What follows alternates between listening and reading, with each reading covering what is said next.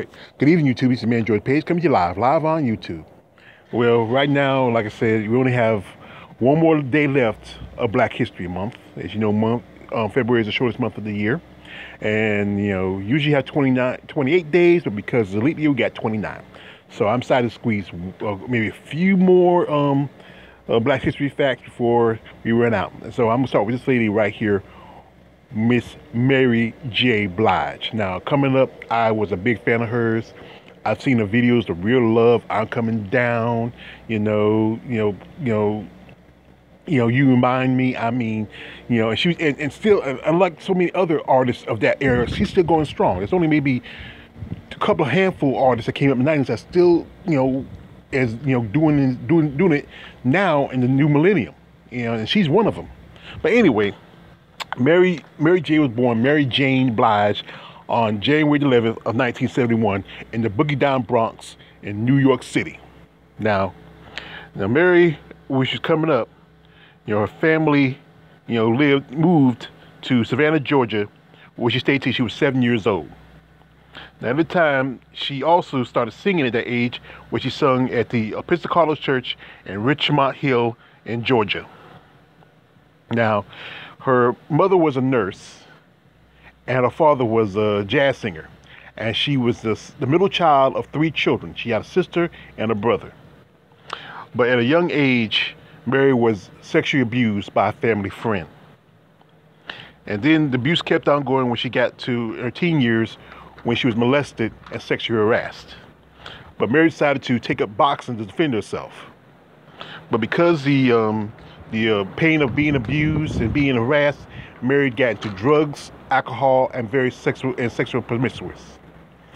Now, when they came back to New York, they were living in the Yonkers housing projects, and around that time, their father left the family. So they were mostly living off the earnings that their mother made as a nurse. Now, as the years went by, Mary was in school. She decided that, she didn't want to, be in school much longer, so she dropped out and then started to, get into her singing. So she was part of a group called, Pride out of Yonkers. She left the group and further pursue her musical career. She recorded a cover from a Anita Baker song, Caught Up in the Rapture. Now, have you ever heard Anita Baker? I used to, like Sweet Love and Angel. Anita Baker was really a great artist. She was like in the early 80s. Now, she recorded the song at a mall in White Hills, New York, in a studio in '88. Her mother's then boyfriend at the time played the tape for Jeff Redd, a recording artist for Uptown Records. Redd sent it to his boss, President CEO of the company, Andre Harrell. He met with Mary in '89 and signed her to the label as a backup singer for Father MC. Now, if you remember who Father MC was, he was like, "Treat them like they want to be treated." That's a classic song. And she was the youngest and the first female to be signed to Uptown Records. Now, she was working on her first album with the recording producer, Sean Puff Daddy Combs, or P. Diddy as you know him now. And Combs came to be the executive producer for the album, What's the 411. Everybody knows 411, that's the thing that started all, Real Love and You Remind Me. I mean, it's just a list of that. They got the title from Mary J's past job as a 411 operator. Now, back in the day when you wanted to get some information, you didn't use Google or any other of these things. Now you have to call 411. You talk to operators. You want to know where this place was at or that place was at. That was back then when you had before cell phones. But anyway, the album got positive review and established Mary as the top hip hop artist of the '90s. Because Mary's powerful, soulful voice and hip hop attitude, the album commercially success. By '93, the album was recorded, making her one of the best albums of that time. Now, she won 3 awards that year, and there was Soul Train Awards, and then she was awarded, best new rap, best new artist R&B and album. And by the '90s, Mary collaborated with several other artists such as Aretha Franklin, Faith Evans, Jay-Z, Method Man, and she also helped other artists develop. Even sung on the soundtrack for Whitney Houston's movie Wait to Exhale. By the end of the '90s, Mary took a shot at acting. She was in she had a guest appearance in the Jamie Foxx series where she played the daughter of a preacher that was played by Ronald Isley, Isley Brothers. I remember that was a crazy episode. It was funny. I like Jamie Foxx. Jamie Foxx could sing too. Now, she also did her first major motion picture called Prison Song with Tribe Called Quest's Q-Tip. In that movie, she played Q-Tip's character's mother.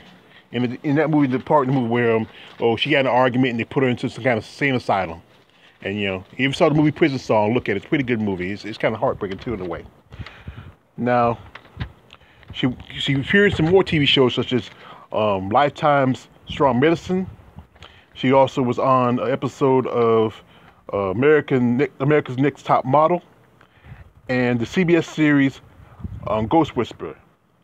Throughout 2000, Mary had a series of hits from Share My World, Mary, No More Drama, Strength of a Woman, and even a Christmas album called A Merry Christmas, like Mary, M-R-Y, not the two R's. In 2003, Mary married her husband, Martin Isaac. They were married in December of 07, and because of allegations of cheating, she filed for divorce from her husband. The divorce was official that June of 2018. And in 2012, she formed for the President of the United States, Barack Obama, at the 2012 DNC, the Democratic National Convention. Now, she also has done many other things, like she performed for several other, like she performed for the President of France some years ago, and also, she even has her own line of a perfume called My Life, where she's selling it on the Home Shop Network show. And she's a 9-time Grammy winner. 9 Grammys throughout her career. Now, Mary is a legend. I mean, if you like me, who grew up watching hip hop, listening to hip hop, she's called the hip hop soul queen. Like Aretha Franklin was the queen of soul. Mary was the queen of hip hop soul. And it's just and even though, like I said again, this is like this. There's so many artists that came up in the '90s that have fallen off. You don't hear from them anymore. They were one-hit wonders. They may have had a couple of albums after that, they were gone. But Mary's one of the few artists that's still going strong. She's been through, I would say, technically 2 millenniums, from the '90s up to the 2000s. And you get other artists but this is something for, especially for a black artist. Because many of your more, most of the time when it comes to popular music, R&B is not considered popular music. But it goes like it's rock and country. But Mary has been staying strong. I mean, she's been like everybody remember that song with her did with Method Man, We All You Need. I mean, that's a classic. And she's a great singer. But truthfully, like anybody like this, Mary's best stuff when she is when she's heartbroken. Like many years ago, she was dating JoJo, Casey and JoJo, and they had a relationship for a good while, but then they broke up. And that's when her best music comes out, when she's from a breakup. It's just, that's what it is, Mary. I mean, I think through her pain, she really puts her heart into her music, and I think that's what it is with her. I think that's her therapy. And like I said, a while back, I saw her on the cover for Shape. She's a woman. She's almost 50 years old, and she's in great shape.